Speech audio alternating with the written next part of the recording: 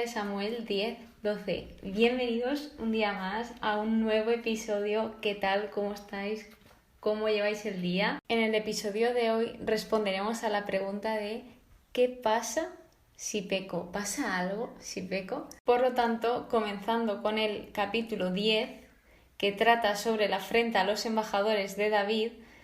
Aquí David se muestra muy misericordioso con uno de los amonitas y él envía a una comitiva de hombres para que vayan a consolar al hijo porque su padre acababa de fallecer. Por lo que cuando se enteraron los demás amonitas fueron corriendo se llamaba Hanún, por si lo queréis saber. Fueron corriendo a él cuando se enteraron de que iban a venir los de David.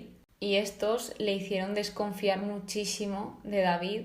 Todo era hacerle preguntas como diciéndole, uy, no te fíes, ¿tú crees que esto va a ser para nuestro beneficio? Al final, Hanún se dejó llevar por lo que decían los demás y lo que hizo fue raparles a todos la barba, además de cortar los vestidos que llevaban y despacharlos. Algo que he aprendido de esta parte es que antes la cultura que había en esa época es que los hombres libres eran los que tenían barba y los esclavos tenían todo el rostro rasurado. Por lo tanto, los hombres se morían de vergüenza por lo que les acababa de pasar, de que básicamente estaban medio desnudos, y ya cuando se enteraron los hombres de David fueron a ayudarles. Más tarde entran en batalla y vuelven a aparecer Joab y Abisai, que eran los hermanos que habían perdido a otro hermano en una batalla. Y os voy a leer el versículo 12 de este capítulo porque tiene unas claves muy buenas. Ten fortaleza, esforcémonos por nuestro pueblo y por las ciudades de nuestro Dios, y que Yahvé haga lo que le parezca bien. Es decir, todo esto es algo que nosotros escogemos, porque el tener fortaleza, eso no es un sentimiento. A ti la fortaleza no te nace porque sí, sino tú eliges ser fuerte, tú eliges si esforzarte o no esforzarte, y tú eliges si dejar todo en manos de Dios o dejarlo todo en manos de quien tú digas, eres tú quien decides.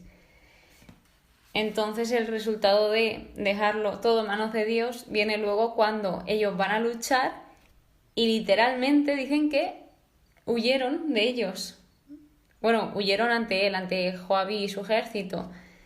Y esto se comprueba en Deuteronomio 28, versículo 7, que me ha hecho mucha ilusión porque cuando he ido a ese versículo lo tenía subrayado, porque yo me he enterado de esto tras observar un estudio bíblico, porque como comprenderéis es imposible que en la primera vez que me estudié la Biblia recordar todos los versículos. Así que cuando yo he ido a buscar a Deuteronomio ese versículo, aquí estaba subrayado y dice: Yahvé convertirá en vencidos a los enemigos que se levanten contra ti. Aquí está cumpliendo su promesa. No le hizo falta ni luchar, ya lo dejó todo en manos de Dios y Dios así lo hizo. Salen victoriosos sobre los arameos y se llega a un acuerdo de paz con Israel. Después de esto entramos ya en los capítulos fuertes, diría yo, de este día, por lo menos hasta ahora, porque madre mía, la que se viene en este. El capítulo 11 se titula Segunda campaña amonita y sigue diciendo Crimen de David. Aquí ellos salen todas las tropas en batalla y David decide quedarse. Envía a todos y él decide quedarse. Hasta ahí, bueno, vale. Y aquí ya cuenta la historia, que esto lo vi yo en el vídeo de introducción a Segunda de Samuel, porque yo antes de leerme el libro me gusta informarme y también os lo explico a vosotros. Y ya vi este capítulo y ahora lo estoy leyendo. Así que David se ve que iba él paseando ahí por el terrado y de repente ve a la mujer de Urías, que se llamaba Betsabé, bañándose. A lo que aquí David la deseó. Y de momento hasta aquí David ya ha fallado, porque tú cuando ves eso puedes decidir si seguir mirando o dejar de mirar. Porque aquí él estaba cometiendo adulterio de corazón y de mente, porque David estaba casado con 8.527, no ese gran número, pero tenía muchísimas mujeres. Entonces se ve que no aprendía de este error y seguía y seguía. Esto también lo podemos aplicar en nuestra vida, errores que nosotros no paramos de cometer y aún así nos cuestan o continuamos, en vez de buscar cómo solucionar esto o cómo evitarlo, porque David aquí en ningún momento estaba evitando esto. Tú de la tentación, del pecado, tú lo eliges. Es decir, el pecado se te plantea y tú eliges si realizarlo o no realizarlo. Y luego, ¿qué pasó? Que esto fue a peor, porque David fue y se acostó con ella. ¿Y qué estaba cometiendo? Ya adulterio, lo estaba poniendo en práctica. Así que ya no estaba cometiendo adulterio de mente y de corazón, sino que ya lo llevaba a la práctica. ¿Y cómo es el pecado? ¿Cómo es el pecado dañino y destructivo? Aquí lo podemos ver. Él tenía unas mujeres y ella estaba casada con un hombre, y esto estaba destruyendo y siendo dañino ya no solo para ellos, porque ellos estaban pecando y ya estaban dañando esa relación con Dios, porque estaban desagradando a Dios haciendo esas cosas. Y a la hora de los demás, a los demás eso también les duele. Por lo tanto, esto ya va respondiendo la pregunta planteada al principio. Bien, pasa todo esto y ahora ¿qué viene? Que se queda embarazada de David, Betsabé. Entonces lo que David quiere es esconder el pecado. Llama a Urías para que vaya a su casa. Ellos estaban en una batalla, pero hace llamar a Urías, y Urías ante esto responde que él no va a ir a su casa porque todos están peleando y él no va a estar disfrutando mientras otros están luchando. Entonces a mí esto me pareció una actitud muy ejemplar de Urías.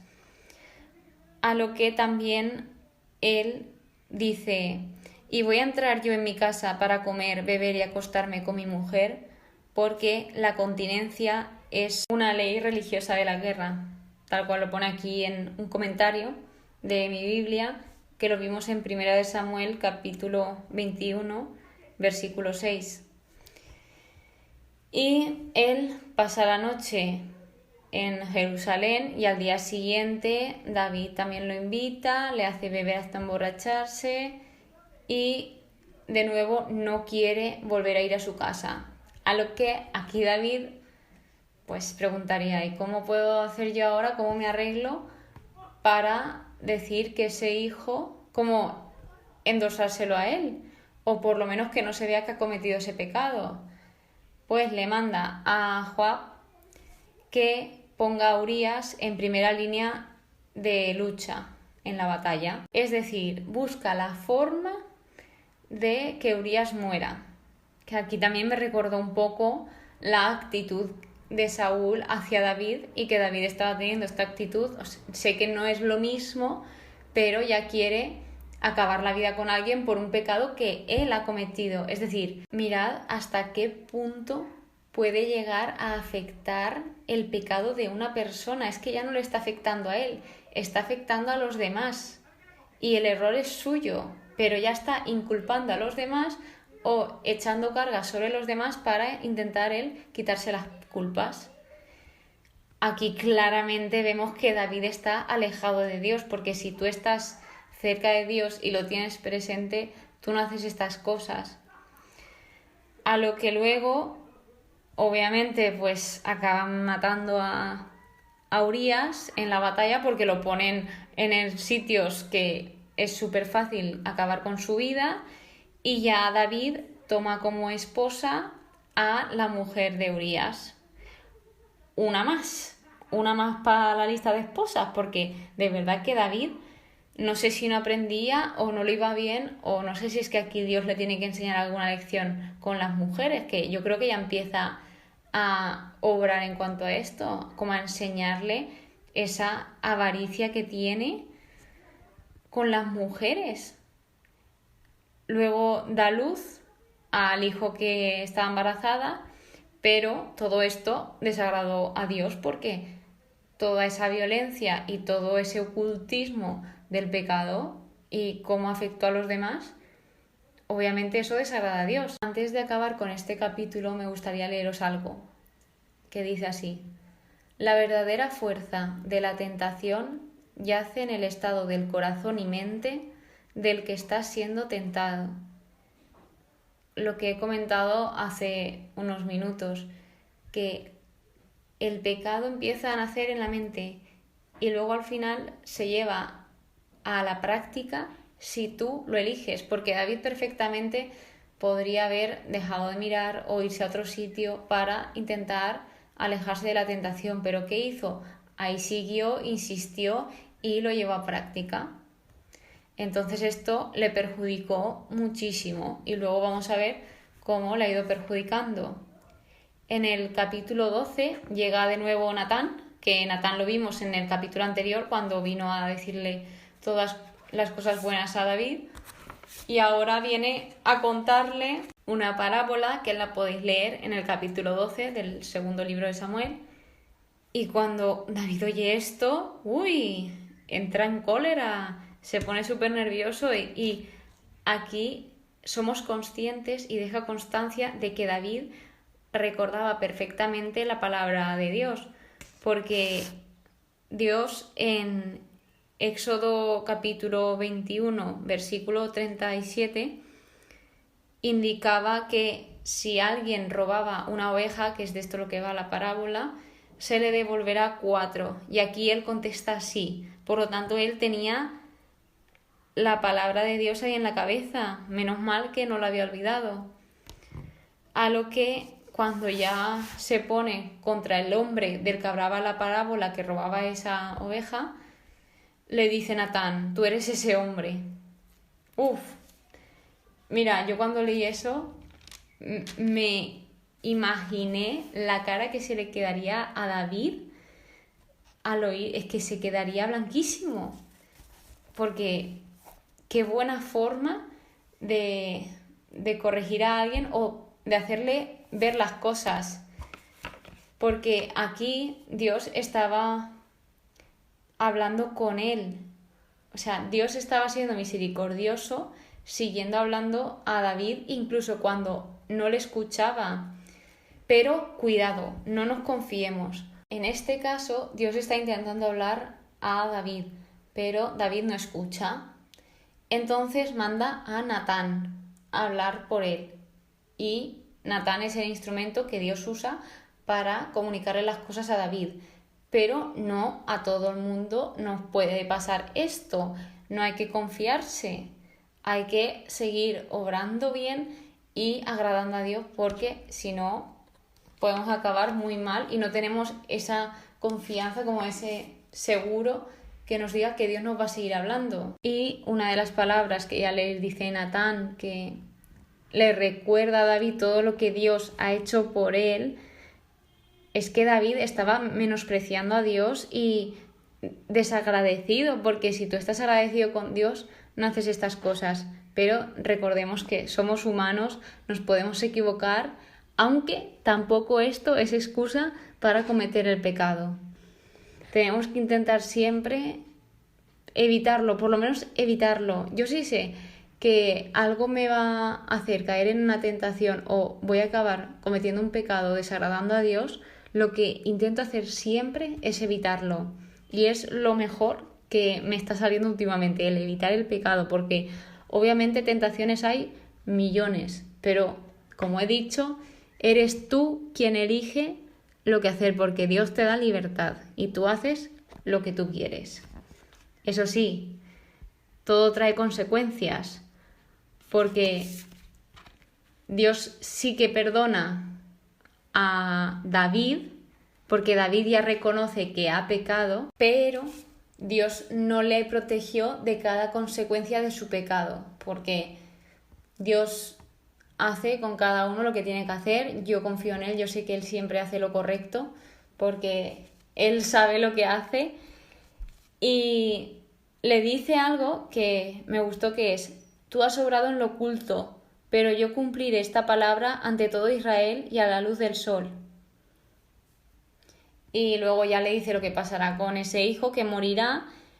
Lo que hace David aquí, que al principio estaba muy confusa, es estar ayunando y orando todos esos días que no se sabía si iba a seguir con vida o se iba a morir al final el niño.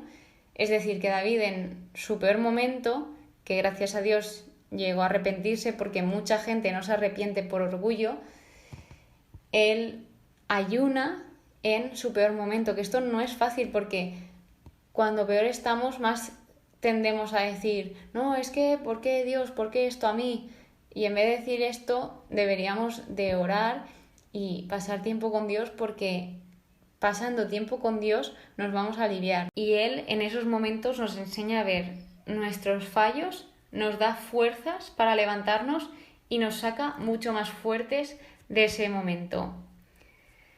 Después de todo esto, finalmente sí que el niño murió, David deja de ayunar y ya va a consolar a su mujer, menos mal, tiene un poco de tacto, aquí ya se ve un poco que trata algo mejor a las mujeres que menos.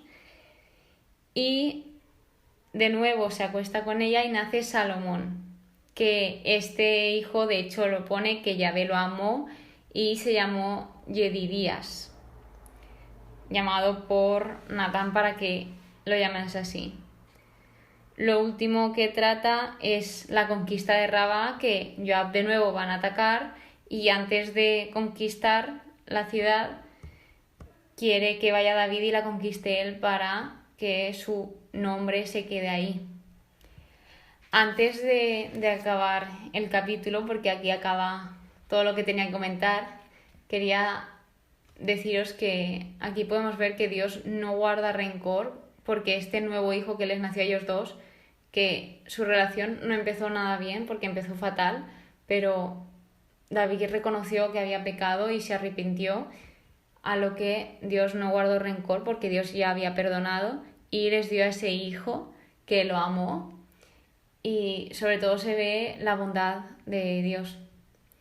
Y lo último ya que comentar es sobre el título del episodio, que realmente el pecado de uno, como pasaba a David, le afecta a muchos, y lo vemos anteriormente en la Biblia, que el pecado de uno le afectaba incluso a todo el pueblo.